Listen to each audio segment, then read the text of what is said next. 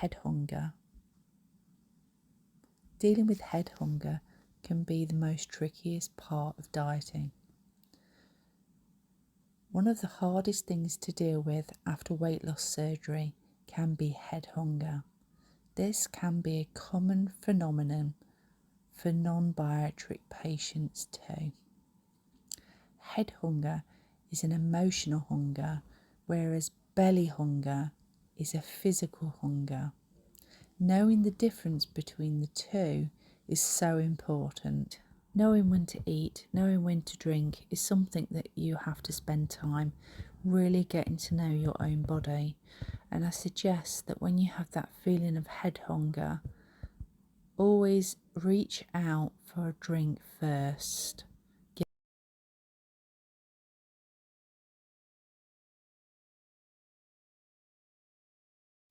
The feeling of thirst that we experience is actually already the early onset signs of dehydration. And by the time we feel thirsty, actually harm has already been done to our bodies.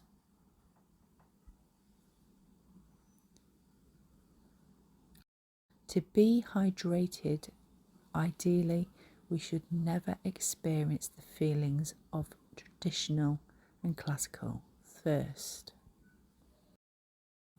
So, you've just had your dinner and you're watching the telly, and up comes the ads. Oh, look at that new burger. Isn't that gorgeous?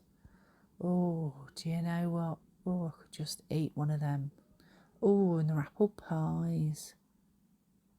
Now, come on. You've just sat down and you've just tucked away and finished what your nice, healthy dinner. You're not hungry. You know you're not hungry.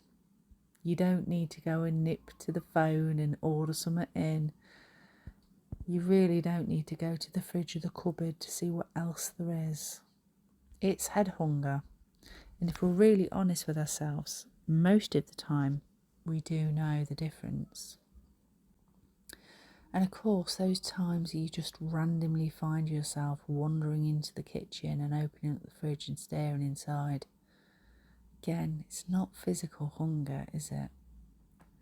Or when you're not really sure what you're going to do and you feel bored and you think, oh, might get something to eat, might just reach for that bag of crisps. Again, we know, don't we? We know it's not hunger. It's not belly hunger. It's just the head. It wants the entertainment and the pleasure of food, doesn't it? But the truth is, most of us get upset by caving in, don't we? And even when you haven't got any weight to lose, very often it's unhealthy choices that we eat that our head tells us to consume, isn't it? So, what do we do about it? Well, it's really important to keep ourselves busy as much as possible. Some people do this with activities like crafting and knitting and that kind of thing. But of course, if you're a person that also snacks whilst doing those activities, maybe those aren't the things that are going to be the most healthiest pastimes for you, at least until you've been able to set yourself a new mind defence. So physical activity is fabulous. When I was younger, fitter and healthier, previously when I was slimmer and I'd been able to lose my weight and maintain for some time my weight loss, I spent hours and hours every day in the gym. I cycled everywhere and held a job down and family and a household. It was intense. I didn't have time to eat. I would just think, I'd wake up and I'd go, okay, so what does my body need? And I would have the right amount of protein with the right amount of oats because it would stabilise my blood sugar, and I would think about how many litres of water I needed to consume that day, and I'd be ready. I'd have my slow cooker on and my healthy dinner, which was honestly, it was usually overcooked and horrible in the slow cooker. By the time I came in, I had to almost wolf it down before I could go and start work. So on days when I was very busy, I would come home and I'd go through that and I would keep myself busy. And one thing I do know is when you're exercising hard, you aren't hungry at the same time. Man, the furthest you can think of is food when you are on a spin bike, trust me. So physical activity really works, but that was an extreme. You really don't have to be that extreme. But on days when I did rest and I allowed myself to recover, I allowed my muscles to recover, which honestly probably wasn't often enough. But on those days when I felt myself maybe spending half a day at home, I was hungry. And all of those old habits snuck into my head and told me, go and look in the fridge, go and find something to eat. And I would frustratingly go to the fridge and open it up and be mad because there was no snacks and there was nothing that I could have. But that was through choice. You see, if the food isn't there, you just can't have it. So my next piece of advice, if you're able to, now I realise this isn't for everybody. Not all family dynamics work this way.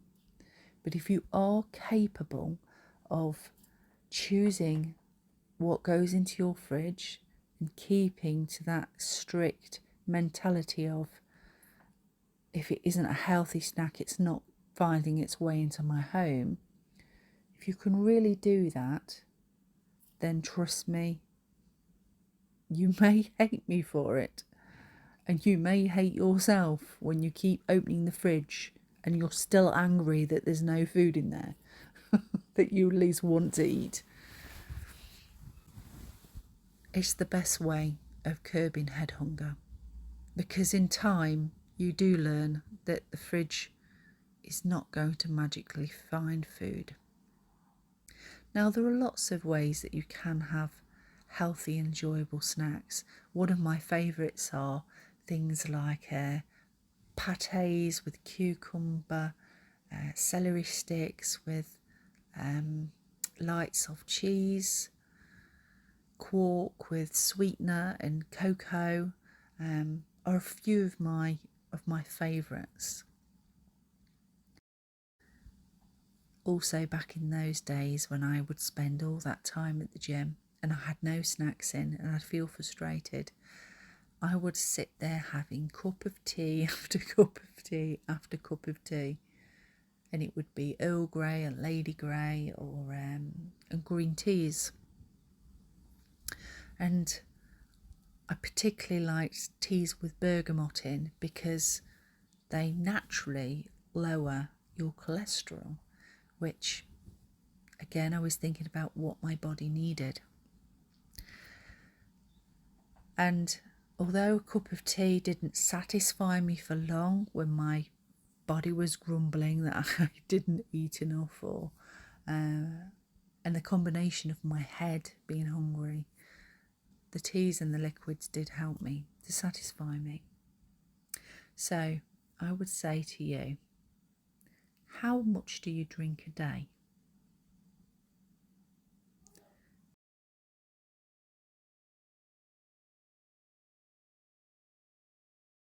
Really honest, how much do you drink a day? Because a hot liquid will fill you up. So one of my favourite drinks at the moment is caffeine-free tea, and I can have that with my bariatric surgery. And it's strange because I can sip water and only manage a few sips at a time, but I can practically neck a cup of tea. And I find it's actually really helping me take my medication because I have quite a large bulk of medication twice a day. Oh man, you come to dread it. because it can be really quite hard and it always feels like it's stuck and horrible. And a nice cup of tea with your medication, honestly, it works miracles for me. So maybe it will help you too. And of course, because I'm getting that lovely hydration as well, and it's also helping satisfy me, it really helps curb the physical and the mental head hunger. Perhaps you know that whenever you go to the cinema, you've got to have the hot dog or the popcorn or nachos, or maybe even all of it. Heck, we've all been there. So, maybe avoid the cinema when you know this. There are always ways, if the mind is strong enough, to be able to enjoy these things. And actually, I have been that kind of person I have actually been that kind of person to sneak in a Caesar salad.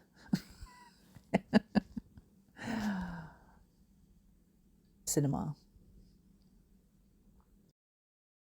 So lots of people find meditation is also a really great tool for refocusing your mind away from food.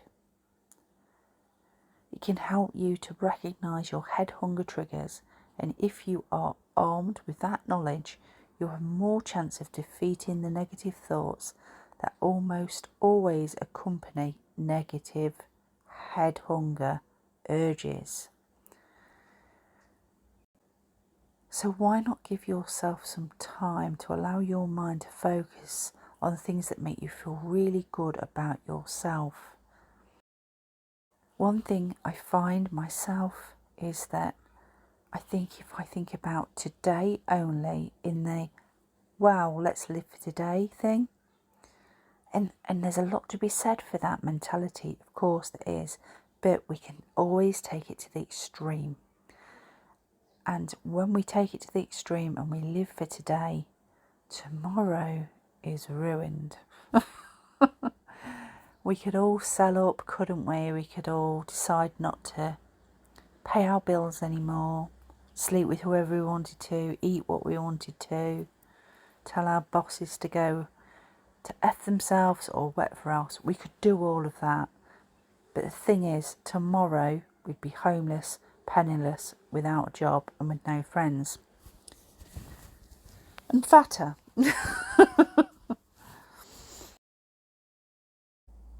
But when we make ourselves long-term goals and we think about where we want to be in 2 years' time, a year's time, 6 months' time, 5 years' time, we make ourselves those longer-term goals. We can then work our way back and we can ask ourselves, what do I need to do in this time approaching that to make what I want to happen, happen? It's very simple, isn't it? And you think of it that way, you have to ask yourself, how important is this goal to me? How hard do I have to work for it? And what changes do I need to make to my everyday life?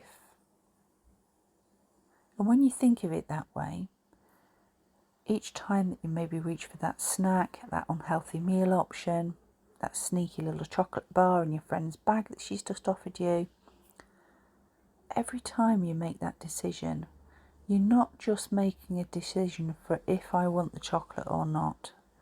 You're making the decision for, actually, will I fit on an aeroplane when I want to go on holiday in 2 years' time? How will I look in my dress in October? How will I feel when I undress at the pool? And you can think of these events and think of your goals and think of what you want to achieve. And of course, you can relay this to every aspect of your life with your finances and everything else. It's really the same as saving up your money. It's the same strategy. But whereas you're putting money away and you're making sure you're saving it up and making sure that you can meet the demands of your bills and so on, you're doing the same with your energy levels, your glucose levels, your calorie intake. And of course, when we've just got too much, it seeps over our genes. Socialising is a great way to defeat head hunger, but as we've covered before, sometimes the nurturing and nourishments that we can get from our friendships and the people that we love can very often lead us astray too.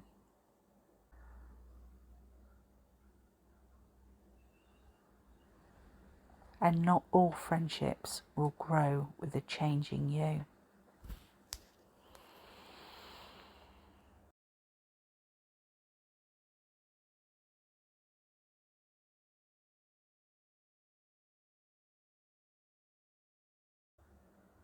An emotional journal or scrapbook is also an excellent way to keep record of your head hunger.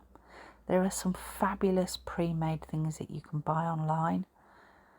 Places like Amazon and eBay have so many sellers of different types of book. Or you can just buy something plain and have really good fun in making a scrapbook type version. Why not stick pictures in and stickers in and all sorts of fun things?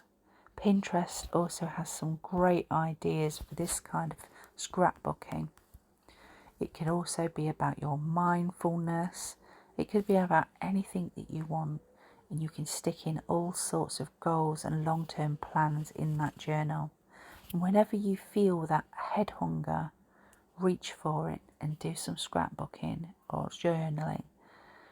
You could do colouring in and things like that in your book, and you can look over all the things that you have started to achieve, knowing that every step on that journey with each passing day is going towards that goal that you are so looking forward to. So for me, I lost 14 stones naturally. I did this through just sheer determination and really, really working hard. I worked so hard that actually I ended up with a humongous fibromyalgia crash that I didn't at the time even know I had. In truth, I have never truly recovered from it. So I don't favour or push the go hard or go home attitude that I used to have. But from that time, there were certain things that I know really, really did work for me. And I know that in moderation, they're great little things to still do. One of my favourite things was what I called my motivational book. So I bought just a normal book and I spent hours looking at all sorts of memes online, printing them out and sticking them in. And anything that really fired up me, really made me feel that, man, I'm motivated, I want this. Yes, come on, carrot sticks. It really worked for me. So in this book, and again, very, very personal to the person, but one of my goals, one of my really long-term goals I had at the time was to get very, very fit and very, very healthy, to get myself on the absolute top of my game, which I did achieve. And only at that point, I would start to try for my next and final child. So one of the things that I had in my book was really, really hard for me to look at each day. And it was simply a picture of a baby. And underneath I wrote, imagine your child is in a waiting room, waiting for your body to be ready. If it's never ready, your baby will always wait. And before you know it, it'll be too late. That I found really difficult. But man, did it motivate me. It really did give me a kick up the backside. Among other things, I wanted to travel. I wanted to fit on an aeroplane. I wanted to be able to really enjoy myself abroad and wear fashionable clothes and feel great, feel good, feel slim, healthy, fit, to be able to go snorkeling and all those things. And back in 2015, that's exactly what I did do. I jumped into the sea, we snorkeled, we went on boat trips, I went on a camel. I was not the fat girl. I didn't need a seatbelt extender on my aeroplane. I felt beautiful and strong. I also went on to have my last and final child. My beautiful son is sitting downstairs right now, happily playing. I had lots of other goals too, and lots of them were silly things like a girl in a catalogue that looked beautiful in a dress, but they motivated me.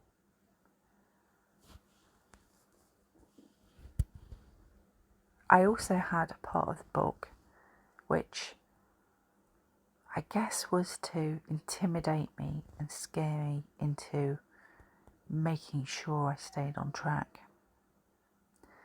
That part of the book was mainly about diabetes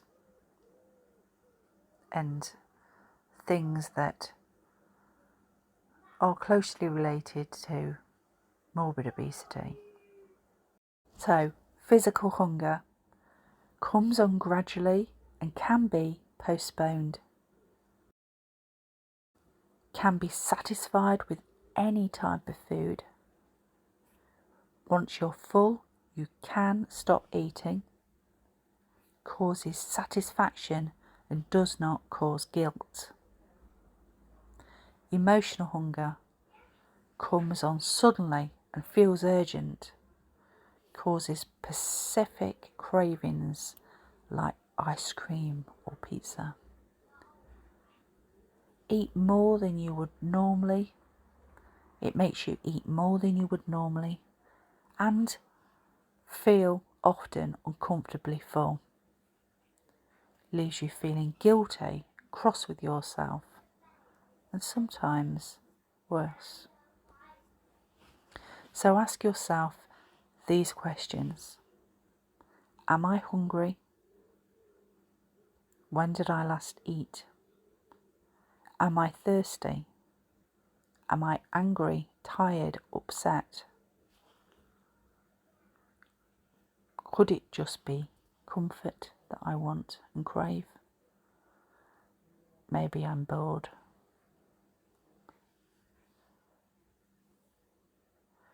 If the answer is yes to any of these questions, take 5 minutes for physical activity, medication.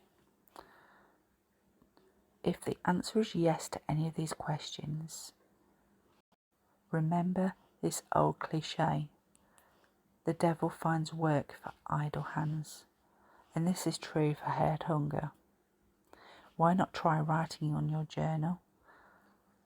If you don't like the idea of a journal, maybe make a bullet board, a dream board.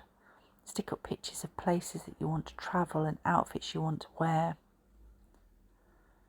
Make goals and plans for your future and your family dynamic.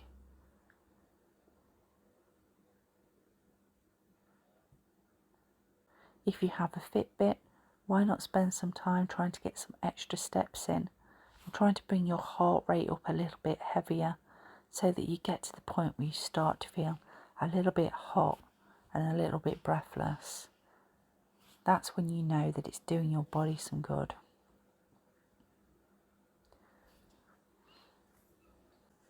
How do I get rid of head hunger?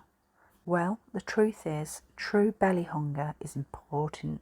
We need it. Surgery doesn't take it away. And you really do have to be able to know, for your body's sake, when do I need my food and how much do I need to eat? What does my body need? So, when you're truly hungry, you know, you've got to eat, you need the food. But these are ways to overcome head hunger. Challenge yourself, avoid temptation, distract yourself with another activity before you start to eat, drink, and potentially get yourself a healthy snack. So with bariatric surgery, you can expect not really to have your proper appetite back for the first couple of months, sometimes longer, but eventually the appetite comes back and it will be the same as it was before. There are also audiobooks on things like head hunger, podcasts, and of course, ding ding, my own YouTube channel.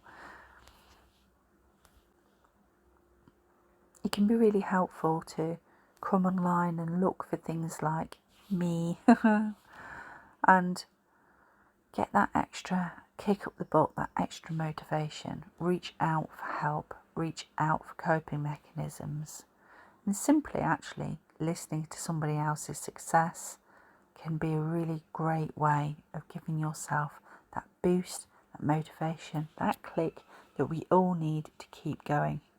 Because truly, that head hunger can be beaten only by being motivated. And to be motivated, you absolutely must search for it and strive for it daily before it's decreased too far. It honestly is like showering. To stay motivated, you must keep applying that water to keep yourself fresh, to keep yourself right, and to keep yourself healthy. So strive for it and work for it and never back away from it. Motivation is the key to everything you want in life. So, are you an emotional eater? Have you ever eaten an entire cheese burst pizza all to yourself and told yourself you just needed love? It's gross.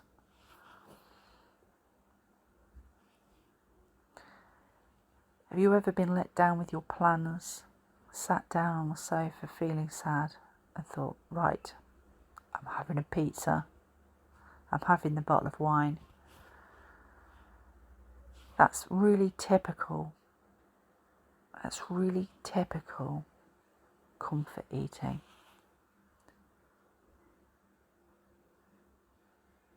It's very typical and traditionally known as comfort eating. Nowadays, it's also known as emotional eating, head hunger.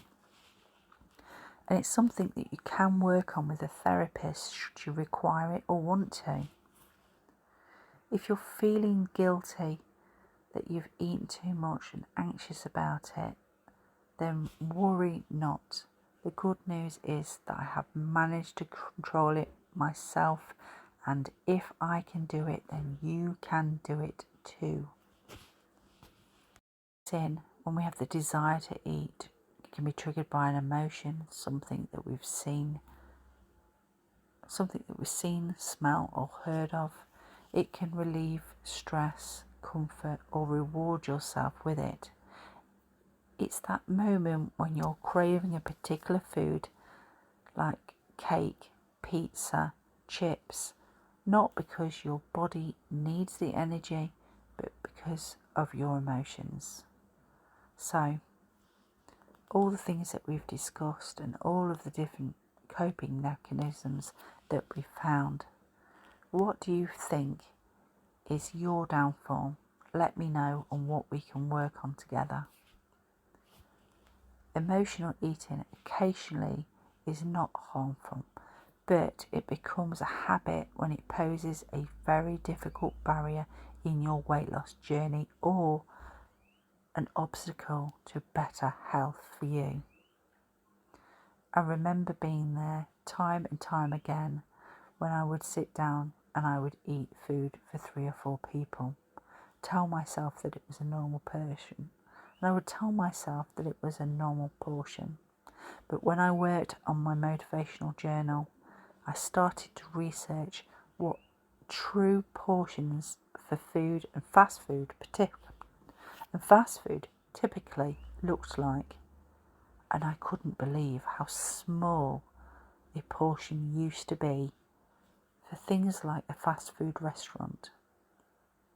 It was more like a Happy Meal size portion with maybe a little bit less. It was an eye-opener, often half a burger rather than a full burger. Do you realise that there's too much sugar in an entire apple, that they don't grow in portion sizes, that actually a normal, fully formed apple is actually 2 servings? Things like that. It's quite useful to know these things because they help us make informed decisions. No, eating an entire apple probably isn't going to do you any harm, but if sugar is an issue for you, then maybe it's worth knowing. The thing about carbs and sugar is the more you have, the more your body gets triggered into telling yourself. The thing with carbs and sugar and those sweet things, they're very sneaky in tricking us and telling us that we have to consume more and more and more. We've all done it, haven't we? Quite satisfied. Now, I'm not sitting here hungry at all, but if I wasn't so motivated and someone was to say, come on, you can have a square of chocolate, I'm not going to lie, my mouth's watering just saying it. They can say, you can have this square of chocolate, it's this many calories, it's not going to hurt you, it's only got this amount of sugar in it, blah, blah, blah. And if I took that little one single square of chocolate, is it going to do me any harm? Of course it's not. But you know, I know, that I'm not just going to want 1 square of chocolate. Because the second that I have that square of chocolate, my motivation levels will sink and my urges to consume more chocolate will rise in their place. And it will happen in seconds. So truthfully, that 1 square is a gateway, isn't it? It's a gateway to completely trigger the head hunger hell. So I look at myself, personally, I deal with myself as if I'm an addict. Because this way, I can tell myself every lie under the sun. But if I know myself and I can ask myself truthfully, I know the answer is a lie. That I cannot have just 1 square of chocolate. And even if I managed it, and even if I did just have 1 square of chocolate, that craving will potentially be with me for weeks. Now, something powerful and cool. When I lost the majority of my weight back in the day, all healthy and all of the rest of it, me at the gym. Yes, back in those days, I went through a time period of allowing myself to have weighed out portions of chocolate, and I was so sad when it went, and I was so desperate to continue to eat it. But as time moved on, I cut it out and I completely stopped having it.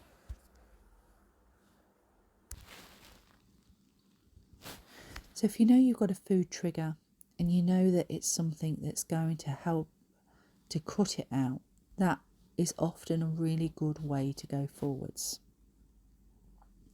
So for myself, I decided to cut out all traditional types of chocolate at the time, and I did go on to things like sugar-free versions of chocolate. Over time, it became a little bit of a crutch though, and I was potentially consuming probably more than I should have, and it was ghastly expensive. So, in hindsight, going forward this time again, I'm really going to try my best to avoid sweet triggers for my own sake. What I did find when I cut out these sweet triggers, I didn't have things like cake and chocolate and you know, sugary things. Over time, and I never believed it would happen, I truly, honestly did stop craving them. And I remember kind of being bullied into having some birthday cake months and months and months into it all. And I really didn't want it, but a friend was really offended that I hadn't tried the cake. And some people just cannot and will not allow you just to be.